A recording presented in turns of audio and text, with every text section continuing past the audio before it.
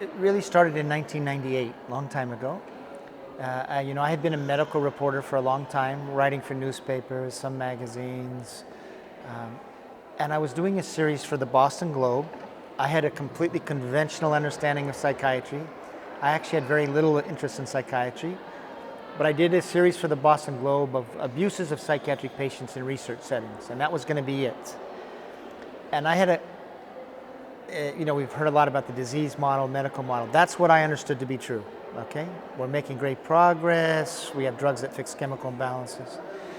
And then I came upon a study done by the World Health Organization, which compared outcomes in 3 developing countries, India, Nigeria, and Colombia, with outcomes in the US and 6 other rich countries. And each time they found that outcomes were much better in the developing countries. And they even concluded, one was 5 years in length and one was 2 years in length. The World Health Organization investigators concluding that, listen to this, living in a developed country is a strong predictor you won't have a good outcome. So I'm like, well, why won't you have a good outcome if you're living in a good country? Because if this is a disease process and we have all these great drugs, why wouldn't we have good outcomes? And then I really looked at the study. And if you look at the studies, the 2 studies, it goes like this. After the first such study, which was 5 years in length, and they found much better social outcomes and functional outcomes in India and Nigeria, I said, maybe the reason for the better outcomes in the poor countries or developing countries, is that the patients are more medication compliant. They take their antipsychotics. That was a hypothesis. It makes sense if the drugs are supposed to be so essential. I believe that. I thought you had to take antipsychotics. And then they measured medication use in the second study. And what did they find? They found that in India and Nigeria, people weren't, at that time, kept on the medications long term. They used them acutely, but not long term. So all of a sudden, here was a story, a scientific story, scientific finding, that outcomes were much better in these 2 countries that weren't using antipsychotics long term. And that opened up my senses. Is there something amiss with the scientific narrative that we're telling ourselves in the US and other developed countries? Because this completely belied that. And that was the start. So you have this narrative presented to us as a scientific narrative. And we believe that when a scientific narrative is presented to the public, that if then you go to the actual scientific reports, they'll be consistent. In other words, what is told to you will be found in the scientific literature. And what you find in psychiatry, and this is the sense of betrayal, and the sense of surprise, and the sense of disbelief, is they're out of sync. So for example, you will find in the scientific literature, well, the narrative is, we found that chemical imbalances cause these major disorders, and the drugs fix chemical imbalances like insulin for diabetes, right? That's a narrative of great scientific progress. And then you can ask a person, say, okay, just tell me where you found that a person with depression has low serotonin, or tell me where you found that people with schizophrenia had too much dopamine. And you know what they'll tell you? Well, we didn't really find that. And I said, what do you mean you didn't really find it? And when I'm calling up people, they say, well, it's a metaphor to get people to take their drugs. And then, now you go to the scientific literature, you see it was a hypothesis born from understanding how the drugs acted on the brain, and then you find, in fact, that as early as the 1980s, researchers were saying, we're not finding that people with depression have low serotonin, or we're not finding that people with schizophrenia, as a matter of course, have overactive dopamine systems. So think about this. This is key to try to sort of this sense of disbelief.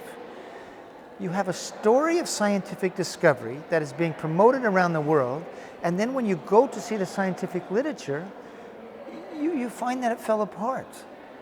And it's hard to believe that sense of betrayal. It really is. And then what you find once you start down this path of investigating the scientific literature, that as early as 1970s, there were worries that antipsychotics were worsening the long-term course of schizophrenia, that they were increasing the risk that you'll be psychotic years later. Well, we're never told about that. And then next thing you know, if you look at the literature, you find that there's been this naturalistic long-term study of schizophrenia outcomes, and it was the people who came off their medication who were more likely to work, were more likely to be in recovery 5, 10, 15 years. And it's there, it's in the scientific literature, So as a newspaper person or as a reporter, journalist, you just got to report what's in their literature. And this was done by the National Institute of Mental Health, but it's not told to the public. So, of course, it's hard for the general public to believe this because they're having this whole profession organized around a scientific narrative, believing that scientific narrative. It's hard to believe it's false. But I guarantee you, anybody who spends time going through the scientific literature, outcomes literature, what is known about biological causes, you'll end up in the same place I ended up. That's where you'll be. And you'll be like, there's a story in the scientific literature that's completely out of sync with what we're told. So that's changing. Man in America was my first book, and that also told a social history. And there was some sort of positive response in certain circles among psychiatrists to the story of the past.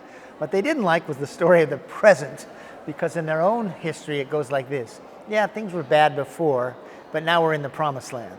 And they didn't like Man in America saying, no, this is not the promised land. That was the first book. Then the second book, Anatomy of an Epidemic, you know what was really written for? Psychiatrists. It really was saying, here's your own evidence base about long-term outcomes, and your own evidence base is saying that, on the whole, you're worsening long-term outcomes with this paradigm of care with one drug for all, one size fits all drug treatment. And here was the response. Initially, it was, that guy's a heretic. And there was really a desire to crush me publicly, to discredit me. But the problem was then people began looking into the studies, and they found that, that's what our literature is. He's right about a lot of this. Now, I'm not saying he's going to be right about totally, but they go to the literature and they say, yeah, there is that, there is that, there is that. And now what's happening is I began being asked to do grand rounds. I was asked to speak at the Group for the Advancement of Psychiatry, which is the think tank for psychiatry. I've been asked to speak to psychiatrist groups in many different countries. And so I published Anatomy of an Epidemic in 2010. There's still plenty of people who say that Whitaker guy's a jerk, don't believe a thing he says, he's anti-psychiatry. So there is that effort to discredit me, but increasingly, actually, that story is being accepted. So the best example of this, the British Journal of Psychiatry this very month reviewed basically the literature I had reviewed in Anatomy of an Epidemic. They reviewed the same landmark study, so now they're actually following the same trail through their own literature. And you know what they concluded? It looks like maybe these drugs can harm a significant percentage of people diagnosed with schizophrenia. And it could be as many as 40% who should not be taking these drugs. Now that's a totally new story. We haven't been hearing that. So you ask me what has the response been? It's been denial, I hate that guy, to now people have looked at it and they said there's something here and maybe we should start changing how we use the medications. So this narrative was born in the United States in 1980. This disease model. So we've lived with it longer than you have. And it has fallen apart in the US, okay? So for example, the chemical imbalance narrative. Everybody agrees it didn't happen. Did they really find the biology of the disorders? They say, no, it didn't happen. How about outcomes with the drugs? They're poor. So actually that scientific narrative in the United States is really starting to fall apart. And they're trying to create a new one. But it got exported to India later. So you're at a different point in this cycle. You're still believing in the narrative, and it's still being talked about to your politicians. It's still governing care. It's odd because we invented it, but we exported it later, and it's actually stronger now in other countries. It's stronger in Brazil. It's actually stronger in parts of Europe and India, etc. So how do you counter it? Well, the first thing you do is you just say, okay, science is supposed to be based on scientific findings. Ask them. Are they telling you about chemical imbalances in India? Okay, ask them, where's the evidence for that? And say, don't send me to a psychiatric textbook. Show me the science where they found that. And you know what they'll say? well, it's out there. No, you tell me where it is, you're telling the story.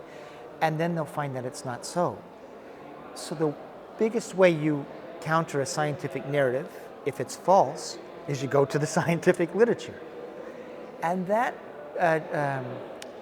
prompts sort of a existential crisis, because the people who are telling this story, they actually do not know the scientific literature, and then they go to it, and then they're stunned themselves, and it becomes an existential crisis. But that's the way you open up the dialogue. You say, okay, you say this is true, show me. And then you'll find it's not. And then you can start going to the long-term outcomes literature. So for example, on schizophrenia and antipsychotics, in the last 5-6 years alone, we have reports from the United States, report from Netherlands where the off-medicated or low-dose people did better. We have one from Finland. We have a new one from Germany. We have one from Australia. And all that is adding up to where you're getting these editorials in like the British Journal of Psychiatry and elsewhere saying, you know, we have to rethink this. Maybe these drugs worsen long-term outcomes. And for me, an example of this, our head guy is a guy named, or was a head person of the National Institute of Mental Health, which is the biggest funder of research in the world, psychiatric research. The man who heads that is a man named Tom Insel, or he used to. And he recently, or a couple years ago, reviewed some of the literature I had done. And he says, you know, it's time for us to ask ourselves, do these drugs impair long-term functioning? So that's how you counter it. You don't counter it really in the beginning with saying, let's do social care or that sort of thing. You say, let's see if your own narrative holds up, and it doesn't. And that really opens the door to sort of thinking anew. And it is starting to happen in the United States. Fantastic. You know, I've been at a lot of conferences, right? And they're usually inspiring, actually, because you see brave people, courageous people doing exciting things or trying to improve social justice issues. So I usually find myself energized. This conference has been particularly beautiful and energetic, and it's because we have people from like all over. You have people from, of course, all over Asia, but we have people from Africa, we have people from North America, Europe, really all 5 populated continents. And to see this sort of coming together around a vision of let's do something different, a social justice vision, let's create more just societies, let's look about homeless, giving people housing. It's really inspiring. I mean, I have been energized, and it's just been a real joy to be here. And it's presented a sense of hope. There's a sense of being less isolated.